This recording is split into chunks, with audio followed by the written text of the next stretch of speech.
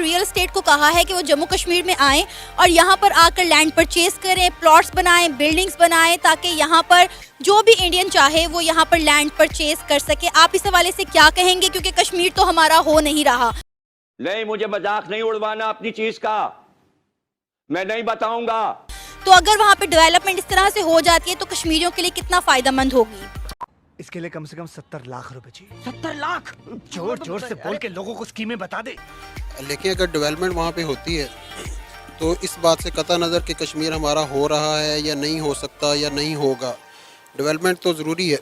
अच्छा, वो तो उन लोगों के लिए बिल्कुल ठीक है, डेवलपमेंट होनी चाहिए वहाँ पे। देखें कश्मीर में अब अगर तुम लोग नए हो तो सब्सक्राइब करो, वो जो लाल वाला बटन है उसके साथ स्कैम करो या फिर महफिल जमाओ, मुझे नहीं पता, बस क्लिक हो जाना चाहिए। अब मैं भी जा रहा हूँ, मुझे पार्क में स्टंट्स मारने जाना। डेवलपमेंट है, अच्छी बात है, कश्मीर के लोगों को फायदा होगा, लेकिन अगर इसके पीछे इंडियन गवर्नमेंट का कोई खास एजेंडा है, जैसे कि मरना है क्या भोसड़ी के, मरना तेरे को डर नहीं लगता? में हमने देखा है कि वहाँ पे सेटलमेंट के नाम पे उनकी नस्लकशी की गई। ये कश्मीरी पंडित्स को लाके फ्रॉम ऑल ओवर इंडिया वहाँ पे बसाया गया। मुसलमानों की जो तादाद है वहाँ पे कम करने की कोशिश की जा रही है। तो अबे गांड ना खुला, मार चोद देंगे तुम्हारी भोसड़ी। अगर ये किसी खास एजेंडे के तहत है, चुप कर बे कुत्ते। तो फिर ये बिल्कुल गलत है। अगर ये सिर्फ और सिर्फ स्पेसिफिक टू द डेवलपमेंट है तो ये बहुत अच्छी बात है, कश्मीरियों के लिए डेवलपमेंट का काम होना चाहिए। लेकिन ये जैसे लैंड परचेज की आपने बात की, इसके पीछे एक एजेंडा भी हो सकता है। आपने सबसे पहले घबराना नहीं। अगर ये है तो बिल्कुल गलत बात। G20 ने इस वक्त जो गरीब तरीन ममालिक हैं, जो सबसे ज़्यादा स्ट्रगल कर रहे हैं, उनके लिए कर्जे का अनाउंसमेंट किया और उसमें ये जानकर हैरत भी होती है, तकलीफ भी होती है कि पाकिस्तान इसके लिए क्वालिफाई कर गया है। जहाँ पर रियल एस्टेट आ जाती है या जम्मू कश्मीर में अगर रियल एस्टेट आकर काम करती है तो जो कश्मीरियों के पास पहले लैंड है उसकी कीमत भी बढ़ जाएगी। नहीं। ऑब्वियस सी बात है, जब भी रियल एस्टेट आता है तो जमीन की कीमतें ही बढ़ती हैं। कैसा लगा मेरा मजाक? जमीन की कीमतें बढ़ेंगी तो कश्मीरी अपनी विल से अगर बेचेंगे तो उनको भी फायदा होगा। जोर जोर से बोल के लोगों को स्कीमें बता दे। नहीं बेचेंगे तो वो पर्सनली भी कुछ के ऊपर डेवलपमेंट का काम कर सकते हैं। Why, Dada, why? This is business. This is my sweat. I know, but I did business. अच्छा, कश्मीर की वैली, उसमें बहुत पोटेंशियल है टूरिज्म के हवाले से भी, इस तरह के बाकी चीज़ों में भी।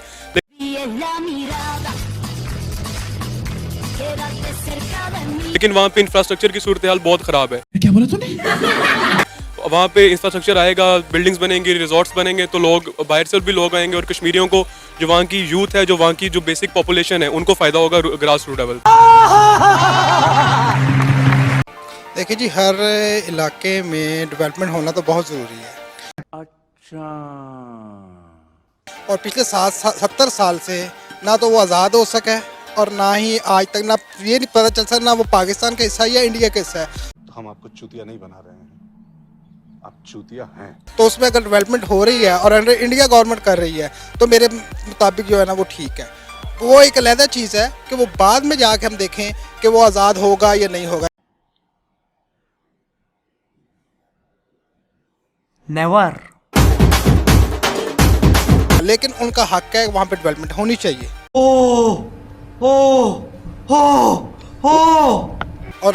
और उसके लिए हम किसी को रोक नहीं सकते। अगर हम या तो हम अगर देखिए जी, बड़ी सिंपल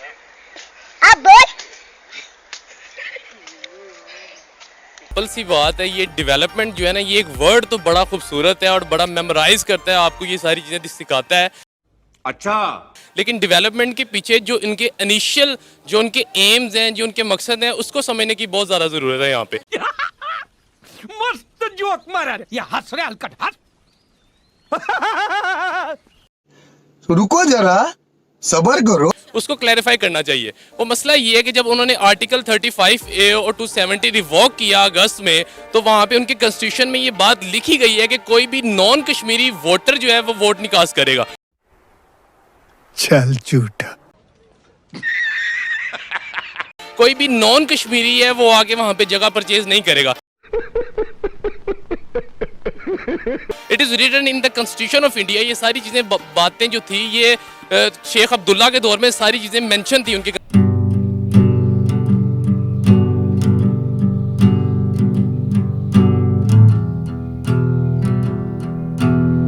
दिया 35A को और 270 को।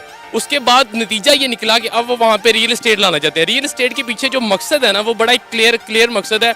वो ये है कि वहाँ पे वो आबादकारी करना चाहते हैं हिंदुओं की।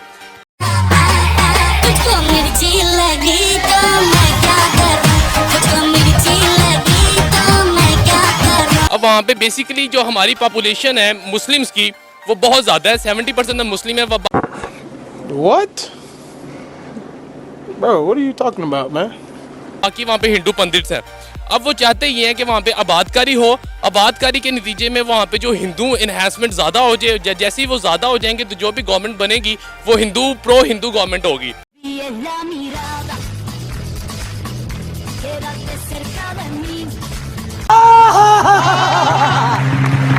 और उससे ये होगा कि हर किस्म के जो भी कवानीन हैं वो लाना चाहते हैं, वो इजीली उसको जो है ना कि ले आएंगे। सबसे पहले घबराना नहीं है।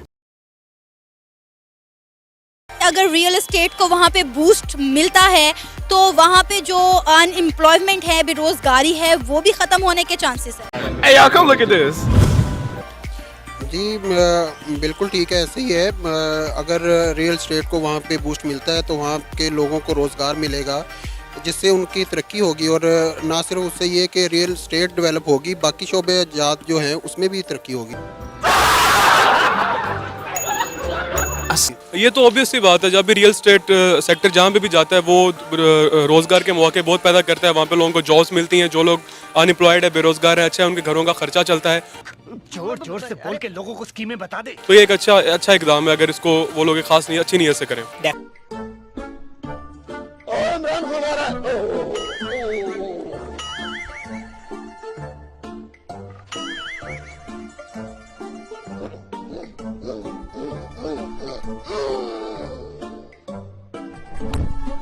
कौन है ये लोग, कहां से आते हैं? डेफिनेटली एक वहाँ पे बेरोजगारी खत्म हो सकती है, क्योंकि वहाँ पे जब G20 ने इस वक्त जो गरीब तरीन ममालिक हैं, जो सबसे ज़्यादा स्ट्रगल कर रहे हैं, उनके लिए कर्जे का अनाउंसमेंट किया। और उसमें ये जानकर हैरत भी होती है, तकलीफ भी होती है कि पाकिस्तान इसके लिए क्वालिफाई कर गया। गवर्नमेंट जाएगी वहाँ पे, अगर वो फैसिलिटेट करती है लोगों को और वहाँ पे उन्हें अपॉर्चुनिटीज़ देती है और वो अवेल करते हैं, तो इससे बेरोजगारी भी कम हो सकती है। वहाँ पे वो कश्मीरियों के लिए बहुत अच्छा डेवलप स्टेप होगा ये। शाबाश बेटा, बहुत बढ़िया मुन्ना। अगर रियल एस्टेट को जम्मू कश्मीर में बूस्ट मिल जाता है तो वहाँ पे बेरोजगारी भी खत्म हो सकती है। क्या कहेंगे आप इस हवाले से? नहीं, मुझे मजाक नहीं उड़वाना अपनी चीज का, मैं नहीं बताऊंगा। देखिए जी, आप अपने मुल्क में बेरोजगारी देख लें।